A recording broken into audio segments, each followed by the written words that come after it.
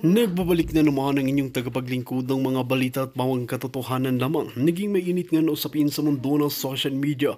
Talaga naman na umamin na nga ang mga kaalyado ni Kuting ng Norte at sumuko na nga sila at inamin na talaga ang kanilang mga katiwalian na ginagawa sa loob mismo ng bansang Pilipinas. Ayon nga sa mga sumuko ay hindi na nila kaya pa na makita na tignan ang kabalbalan ni Kuting ng Norte dahil nga dito ay maraming netizen ang umalma at talagang pinagbabatikos nga ang mga ito. Ngunit makikita nga natin sa sumuko nga ng mga kaalyado ni Kuting ng Norte ay talagang sising-sisinga sila sa nagawa nilang mga kasalanan. Ngunit wala nga raw silang takat sa batas at dapat nga raw silang managot dahil nga dito ay talagang nasa hukuman na at nasa otoridad na ang mga sumuko na kaalyado ni Kuting ng Norte. Ang tanging hinihingi nila ay proteksyon para sa ganon ay hindi nga ito maipapatumba ni Kuting ng Norte. Ngayon nga ay nagkaroon pa ng mga iba pang mga sources, mga witness laban nga kay Kuting ng Norte. Ngayon nga ay magkakaalaman na kung ano nga ba talaga at kung sino nga ba talaga ang tunay na naglilingkod sa bansa at kung sino nga ba talaga ang dakilang sinungaling sa bansang Pilipinas. Wal mga kaibigan, para nga sa karagdagang impormasyon, panoorin nga natin ang buong video at kung bago ka lamang sa akin channel, huwag kalimutan i-click ang subscribe button at notification bell para lagi kang updated sa ating mga bagong video. At para sa solid viewers natin dyan, maraming salamat sa walang sawang pagsuporta. Ng dudo sa Pilipinas.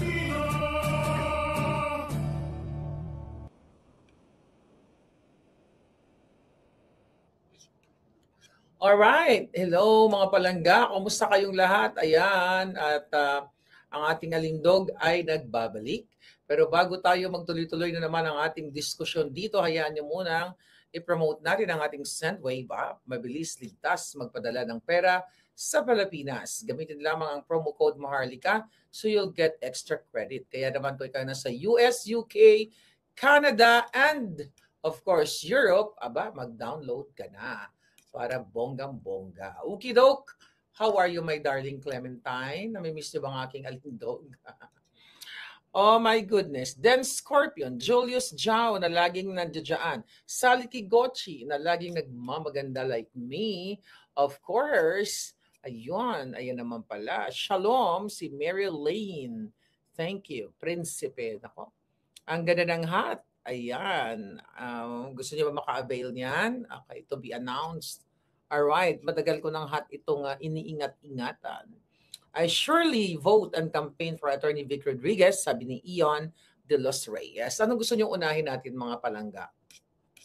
Okay, so ano bang pag-uusapan natin tungkol sa COMELEC? Kasi mukhang may balak silang talagang sasagasaan ang ating mga kandidato. Alright, ayan naman. So, ano gusto niyo? Kwento ko muna si Attorney Vic bago yung sa COMELEC. Okay? Ferdinand Dolosa, ayan, na-send na sa inyo yung mga kayamanan ninyo. Meron pa dalawa na kulang yung information. Pakisend na lang. Yung iba na-send na ng Sendwave. Pasensya na kayo. Kung medyo late, alam nyo man ang beauty ko ay talagang bisibisihan. Hindi na nga ako makasuklay sa buhay ko. Anyway, I'll talk about Attorney Vic Rodriguez.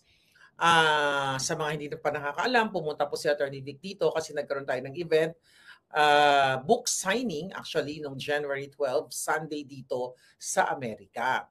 So, ano 'yon? Ang aming ang invitation sa kanya ay ganyan pa 50-50 nung una kasi nga may wildfire dito sa California, particular sa Southern California at hanggang ngayon. Hi Remy, hi Zoro, how are you? Hanggang ngayon malungkot dahil may mga nasusunog pa rin ng mga bahay hanggang ngayon. So anyway, yung event na yon ay talagang private invite. So yung mga palangga ko lang talaga na nakikita ko na talagang nagbe-message sa atin dyan, mga nagko-comment. Ayan yung mga in-invite natin. But sorry naman doon sa mga hindi na-invita. Alam nyo naman dahil lahat ng bagay ay ginagawa ng paraan ng mga demonyong gobyerno, demonyong satanas, di ba, ng Marcos administration para harangin ang mga bagay-bagay. So anyway, ang dami kong na-miss na topic. Siguro kung ano na lang yung kaya, no? So gusto ko lang muna i-share si Attorney Vic Rodriguez sa una naming pagtatagpo, o 'di ba? Parang ano 'no, parang anyway, sa aming pagtatagpo, of course, first time namin mag-meet, pakiramdaman, pakiramdaman ng bonggang-bongga, but talagang mafe-feel mo, ito hindi dahil sinusuportahan ko si Vic, no? I will tell you right away, no? Hindi ako susuporta sa isang taong unang meeting ko parang may eksena na. Mararamdaman mo talaga na siya ay tao. Alam mo yung oo pa lang ni Attorney Vic, as former executive secretary, busy sa kanyang law firm, na-appreciate ko yon. Ibig sabihin na value niya yung ating support dito sa sa Southern, and of course my support sa kanya even na hindi pa kami nag-meet noong ano pa lang, nung hindi pa nga siya nakakaupo, 'di ba? Pinagtanggol na natin 'yan.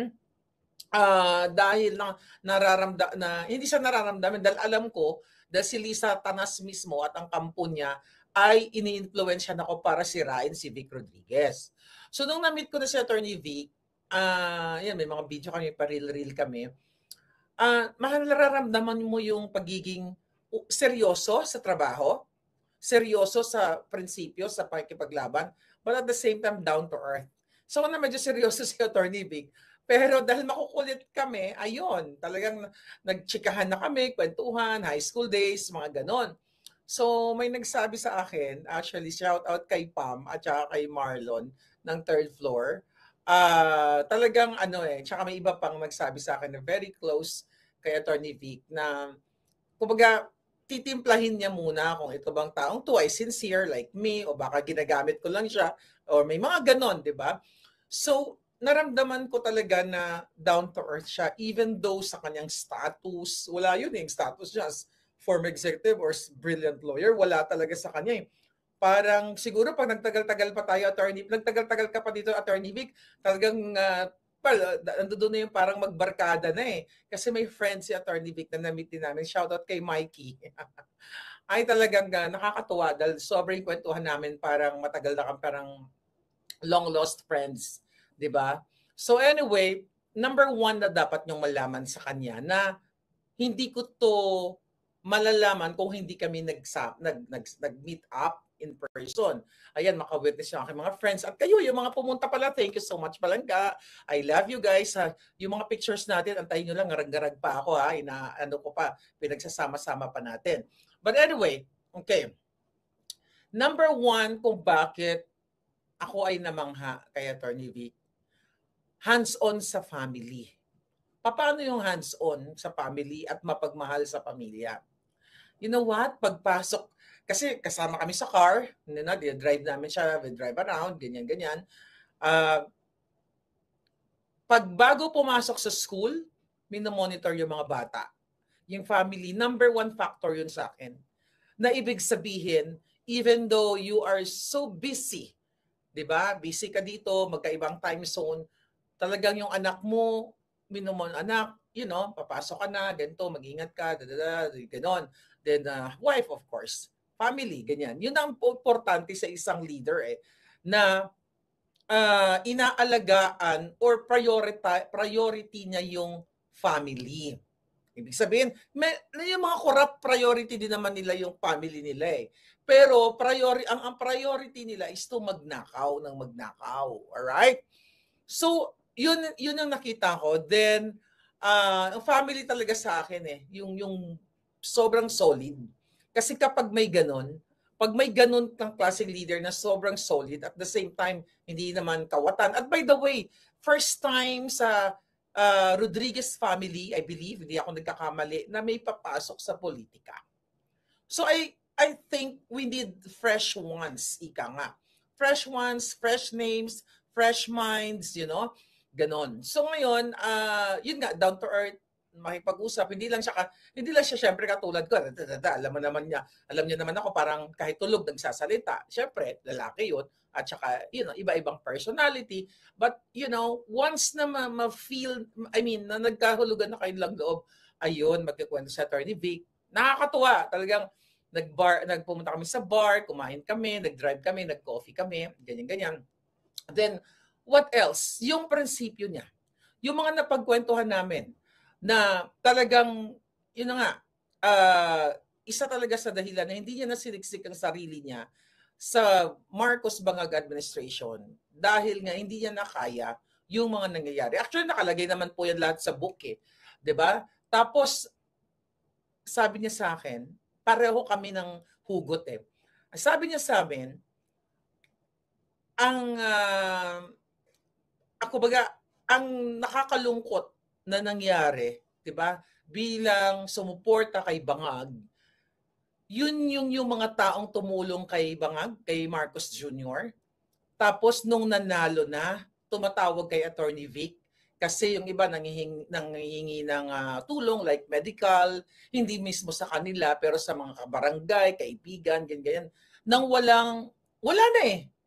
Kasi hindi, even before, hindi, I mean, well, 79 days lang naman si Attorney Vic. But anyway, walang maitulong yung Marcos administration doon sa mga tumulong sa kanila sa kampanya. Ganon din yung sa akin. Dahil yun din ang gusto ni Attorney Vic pala, na kapag nanalo, yung mga tumulong sa campaign, yun yung uunahin na mga, nabagit niya naman sa kanyang mga interview. Yung mga unahin, like yung mga medical bills, walang ganon yung Marcos Bangag. Ganon din ako. Alam niyo yan, kaya ako nagalit, di ba? Isa yan sa, hindi ako nagalit, isa yan sa nadismaya ako before pa umupo si Bangag. May inilapit tayong mga OFW at mga matatanda na humihingi ng medical attention. Ganyan-ganyan, wala talaga. Even ambulance, wala. Pero actually, kung maayos ang government, kung maayos talaga ang bawat ahensya ng gobyerno, ay hindi na tayo kailangan humingi pa nga ng tulong sa presidente, sa senador o kung kanino pa man kasi nasa departamento na yan ng ahensya ng gobyerno. Let's say like ang DSWD, let's say ang DOH, let's say ang PhilHealth, kung ginagawa nila yung mandato nila. So isa yun sa mga nakita ko kay Attorney Vic na pareho kami talaga ng nais na sana gawin ni Bangag. Pareho kami, para tayong nabudol. Alright? Parang tayong nabudol. Then, ano pa yung ano ko sa kanya? Sweet. Okay? Akala nyo seryoso siya. Sweet siya sa kanya sa family. Kasi na-meet ko yung mga kapatid niya, mga pamangkin, yung pumunta din kasi. So, actually, ina-analyze natin, yung kumbaga pino-profile natin yung taong mamimit natin. So, pino-profile ko siya, sabi ko, okay, hindi pala ako nagkamali o hindi pala ako nabudol na sinuportahan ko tong taong ito, ayan, even though hindi pa kami magkakilala. Okay? Ngayon, mga palangga, bakit siya? Unang-una, matalino, may alam sa batas, may pagmamahal sa pamilya, hindi ngiwi, hindi bangag, hindi nabubulol, very competent. Every time he opens his mouth, mga kapalangga, talagang sobrang, every time na magsalita siya, whatever topic itanong mo sa kanya, may sense. Hindi yung kay hindi yung kay Martin Romualdez, yung mga ganon. So, meron talaga siyang meron siyang talino. Tandaan niyo, maraming mga matatalino na mambubudol at kawatan, marami diyan. Pero itong taong ito, kung gusto nito, ito na lang sabi ko ngayon. Kung gusto nito ng pera, kung gusto nito magnakaw, yung binigay sa kanyang chief of staff na posisyon, isiniksik niya na yung sarili niya dyan. Hindi, total. Not only that, dapat pumayag na siyang, anuhin siya ni Lisa Tanas. Pumayag na siya makipagsabuatan kay Lisa Tanas para i-appoint yung mga gusto ni Lisa Tanas at kumikbak na lang siya at kumita na lang siya ng pera. Kaso, he chose to do the right thing. So, yun. Ano ba yung mga tanong ninyo? May mga tanong pa ba kayo?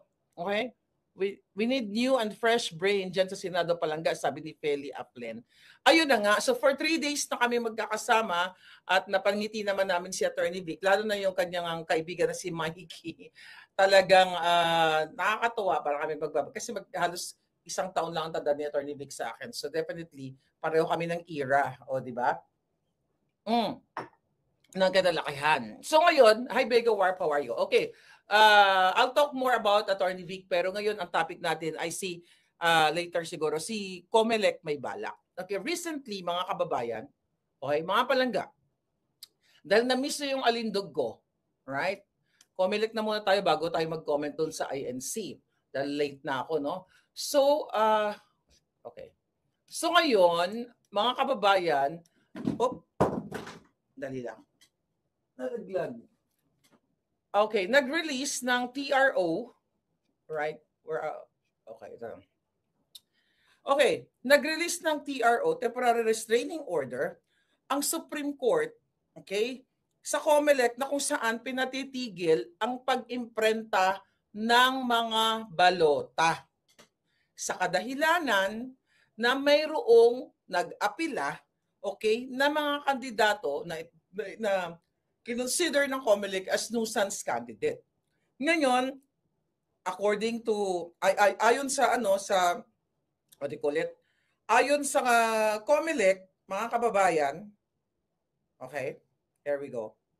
Ayon sa Supreme Court, itigil muna yung pag-imprenta ng mga balota dahil ilalagay nila itong mga na-disqualified kasi nag-issue nga ng TRO ang Supreme Court na ibalik itong mga certain personalities na ito. But anyway, isa dito, hindi natin tatakal yung iba, but mag-focus ako dun sa Senate, what do you call it?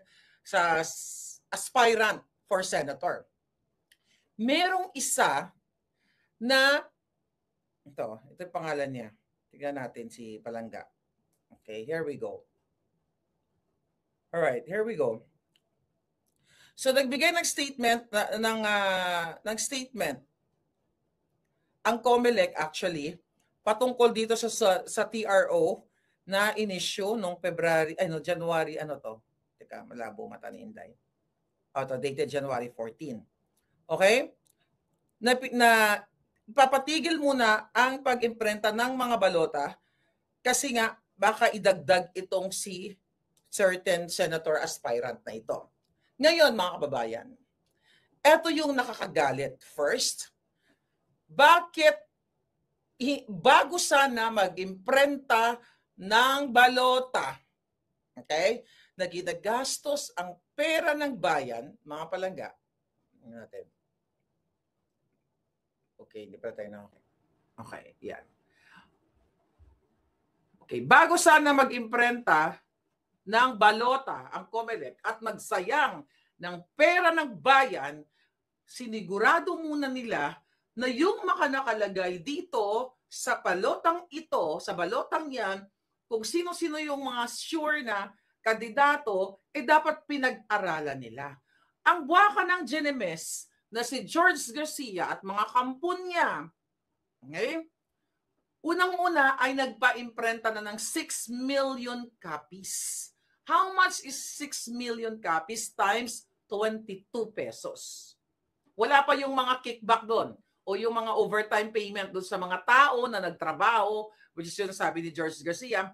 That's 132 million pesos sa balota pa lang na gastos. At hindi yan pera ni George Garcia. Pera niyo po yan. 132 million pesos sa balota. Bigla na lang ipapatigil ng Supreme Court because of the TRO at isisred na lang, susunugin o kung ano man ang gagawin nila, ganun na lang babuyin ng gobyerno ni Marcos Jr. dahil appointee niya yan si George Garcia. Alam na alam ko yan dahil in-interview ko yan. Magkakasabwat yang mga yan. Ang question ngayon, kapag hindi binago ngayon, dahil pinatigil na ng Supreme Court, ang sabi ni George Garcia, pwede daw magbago-bago yung mga numbers ng mga kandidato sa Senado from letter M downwards. Okay? M, N, L, M, N, O, P, Q, R, S, T, U, V, W, pababa. Okay? So meaning, pwedeng maapektuhan si Marcoleta, pero hindi M, A, di ba? I don't know kung may mga kandidatong may MA din, no? Ngayon, pwedeng maapektuhan ang number ni Attorney Vic Rodriguez. Why? Kasi ang tinuran nitong COMELEC chairman na itong Garcia ay pwede daw nilang magbago ang number. Alam nyo, I feel like tina-target talaga. Ngayon pa lang tina-target na si Attorney Vic Rodriguez. Okay? Mamaya ba dadako tayo kay Nene Bacali ng First District. Okay, dito muna tayo kay Attorney Vic. Bakit kamo? Mga kababayan, kung talagang matino itong COMELEC na ito, dahil si George Garcia, lawyer yan eh. Matalino yan. Kung gagamitin niya sa tama ang kanyang talino at gagamitin niya para sa Pilipino. Why? Bakit siya nagsabi na babaguhin niya yung mga numbers ng assigned numbers doon sa mga candidates? Ang most practical way, George Garcia, magaling ka, di ba? Abogado ka. Sana bago mo binuksan ang bunganga mo, ang bells mo, at alam mo yan, na ito ay tama.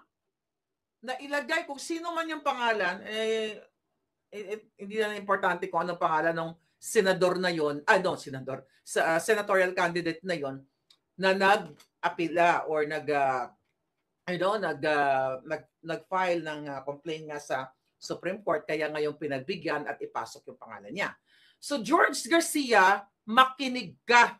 Kausapin mo yung sarili mo sa salamin at yung mga anak mo, maliban sa mga kinakawat nyo dyan sa COMELEC, kung tama bang pagrarambulin mo yung mga numbers na yan. Pwede mong ilagay yung certain senatorial candidate na yan sa dulo dahil ginawa naman na yan, I believe ginawa na yan before, mga palangga. Ngayon, yan yung mensahe na gustong ibigay ni George Garcia na pwede nilang Pwede nilang pagrambulin yung mga numbers. Pwede naman, mga kababayan, sabi ko nga, at ang tawag dito, ang pwede lang gawin nila ay i-retain yung mga numbers. Bakit kamo? Numbers ng mga senatorial candidates kasi nakapag-prepare na yan, like Attorney Vic. Hindi na si Attorney Vic, lahat ng mga senatorial aspirants, meron na silang mga campaign materials. Okay? Mga t-shirts, lahat, naka-ready na sila, and everything. Tapos, bababuyin, sasabotahin pala. Para pareho lang yung bababuyin, sabotahin. Isasabotage nyo na pwede mo namang ilagay. Although hindi mo pa ginagawa na pagrarambulin mo, pero sinabi mo, pwede mong i-retain yung mga numbers ng candidates. And since itong si Chavit Singson ay nag-withdraw na ng kanyang candidacy, pwede mo namang gamitin ang institusyon, ang COMELEC, ang mga LGU, kung ano man, ang means of communication na pwede mong gamitin, na pwede mo naman ilagay yung pangalan, kasi tinanong ko si Attorney Glenn, possible doon. Etong candidate na gusto mong idagdag, pwede mong i-replace doon sa pangalan ni ilagay doon kay pangalan nito, kay Chavit Singson, or hayaan mo lang si Singson dyan, tapos ilagay mo sa dulo. Pero actually, pwede patanggal si Singson at ipalit na lang yung sinasabing dating nuisance candidate. Ang punto de vista dito, malangga, since ibabasura na nila yung 6 million copies of ballots, which is 132 million, di ba? Bakit kailangan pa niyang pagrambulin? I-assign kung ano man yung naka-assign ng numero dun sa mga kandidato and ilagay na lang sa dulo. May dalawa kang choice. Uy, ikaw, Garcia, ang dami mo nakatraso sa bayan. May dalawa kang choices. Ilagay sa dulo at ipalit doon kay Singson.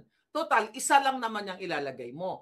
Kasi ang nakikita ko dito, tina-target nyo yung gusto nyong targetin. At mahiya ka naman sana sa iyong pamilya o kung may hiya ka pa. Di ba? Di Satanas ang nagpagawa niyan, idol, sabi ni Assad Adil. Posible talaga. At sino itong na to? Itong taong ito. Teka, andito yung pangalan niya. Ito. Ito yung nag-file. Ang pangalan ay si... Okay, where is that? 5 sila kasi yung nag-file ng wala na. 6 million votes. Okay. Ano yung mga names nila? Here we go. Ayan, diet. Okay. Dali. There we go. Ito pangalan. Ito si, gosh, ayaw. Dali nga. Screenshot natin. Malabo ang mata. Itong si Subair Gintlom Mustafa. Okay, ito siya. Si Subair Gintlom. Ngayon, sino ba to si Subair? Diba? Si Subair ay dineclared itong nuisance, si Subair Mustafa. Tapos ibabalik. Okay, sino ito? Definitely hindi to mananalo, mga palangga. Hindi natin alam, I'm not sure kung ito ba ay pakana ni Lisa Tanas para maipasok ito o magulo ang order ng mga candidates. Yes, I know, it's alphabetical order yan, palangga. I know that. The problem is, mayroon nga silang idadagdag. Ngayon, ang gusto ni George Garcia, babaguhin yung numbering. Dahil syempre, depende sa spelling, ay sa letter ng pangalan, which is letter S siya, di ba? So, maaapektuhan ang from M according to George Garcia. Kasi yun yung sinabi niya sa kanyang interview. Ano daw? Okay. Panggulo lang yan palangga, sabi ni Bella Ubing. Yun na nga. Panggulo kasi may target ito. Ngayon, kung ang gagawin ni George Garcia ay irarambol niya at babaguhin niya ang numero, lalo na kay Attorney Victor Rodriguez, alam nyo na, kasi nakalagay na siya number 55 sa balota. Ngayon, I will try my best dahil si Attorney Glenn Chong ay magaling dyan at siya ang magaling magpaliwanag dyan. Baka tomorrow at mag-usap kami para mas ma-explain niya ng mas mabuti.